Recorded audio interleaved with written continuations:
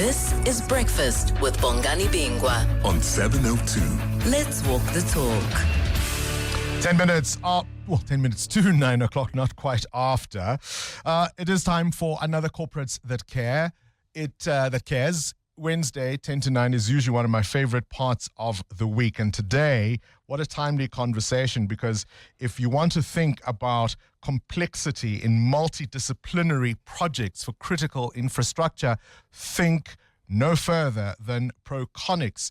We've got their Group CEO, Melvin Jones, who is going to be in conversation with us because, of course, they're all about engineering big industrial projects, big power stations, for example, factories, steel, giant construction sites.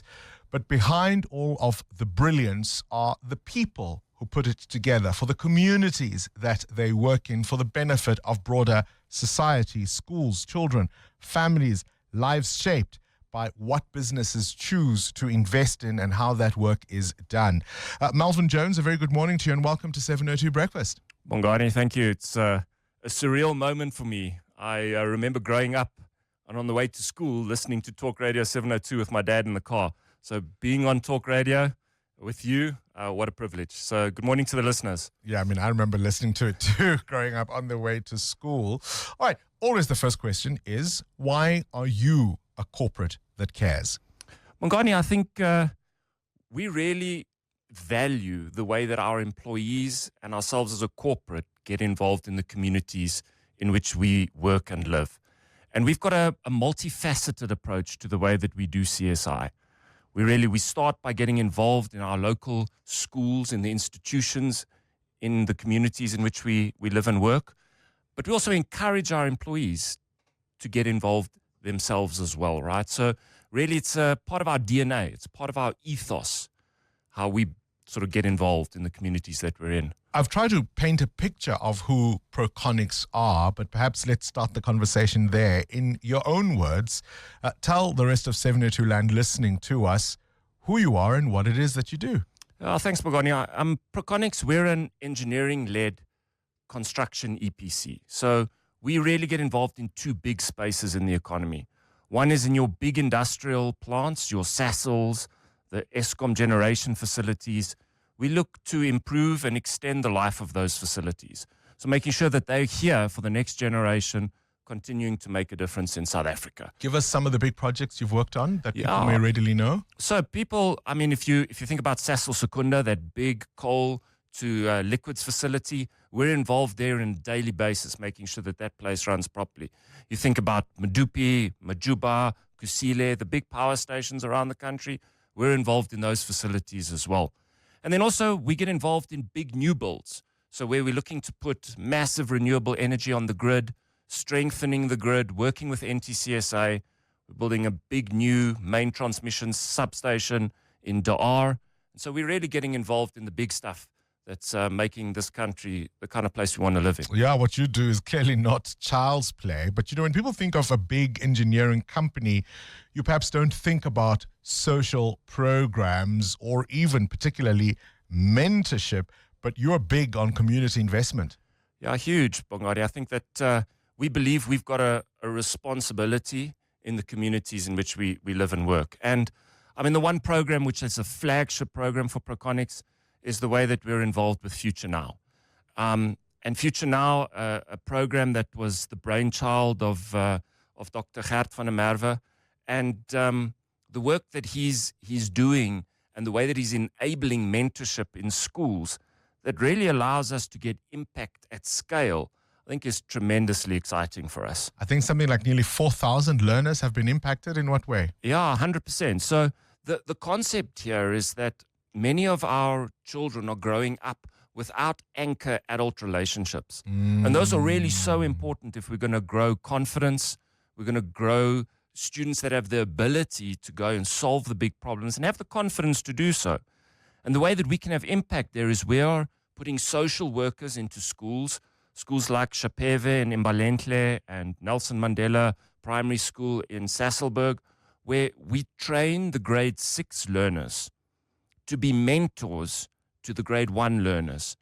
And we do that year in and year out. And we create impactful mentorship relationships. And that's really incredible.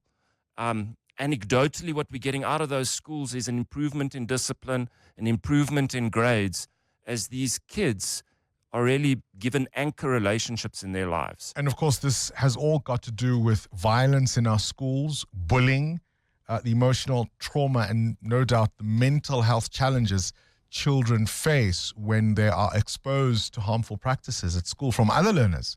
100%. And just the small thing of knowing that there's someone in your space that cares for you, someone that you can look up to, that makes a difference, right? And I think what's so attractive to me about this is it's easy for us as South Africans to become overwhelmed by the situation that confronts us and to become despondent. But here's a way that we can have real practical impact at scale. Just explain how your mentorship program works then. So what we do is via Future Now, so we as a corporate, we back institutions. We believe that there are professionals there that can really make a bigger impact than we can ourselves, right? And so we back Future Now, and we put social workers into these schools that work with the grade sixes and train them how to be impactful mentors, and then guide them through the course of the year how they're mentoring those grade one learners. Tell me about your partnership. Is it with the Mariki School? Yeah, so PROCONICS, we've got a very big presence in Secunda, big industrial facility. And Mariki School does incredible work in that community. They work with disabled students with learning disabilities, and they help over 300 students that have disabilities and really prepare them for life. And we've been supporting Mariki School for more than 20 years. Gosh. Often communities feel that a big corporate will come, they'll start a social initiative. Sometimes it's not even complete, or they don't have answers about what happened or where this thing might go next.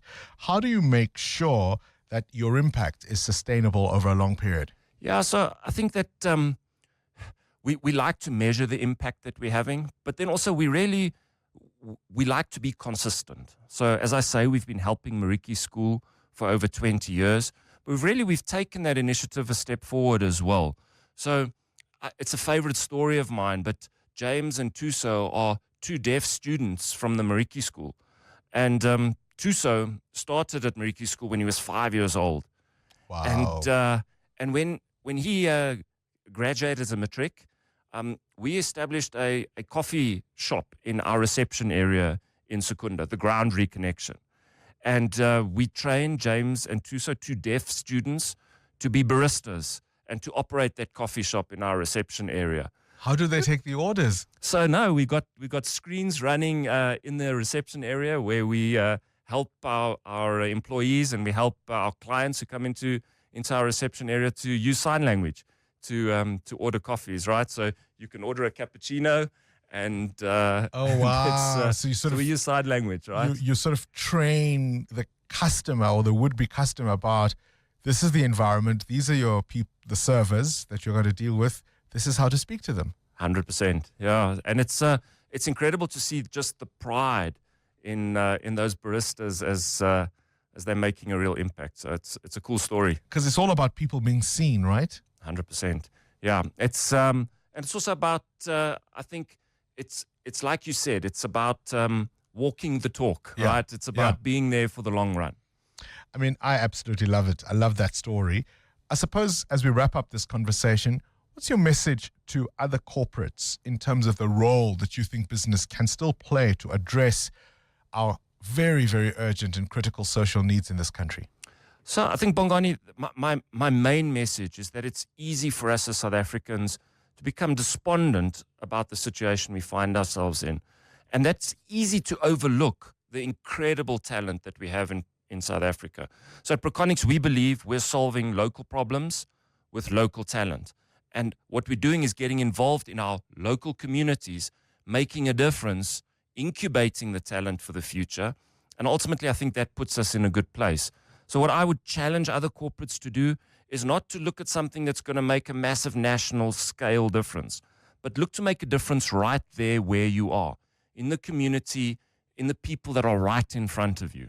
And that's why PROCONICS is a corporate that cares. Melvin Jones, appreciate your time on 702 Breakfast.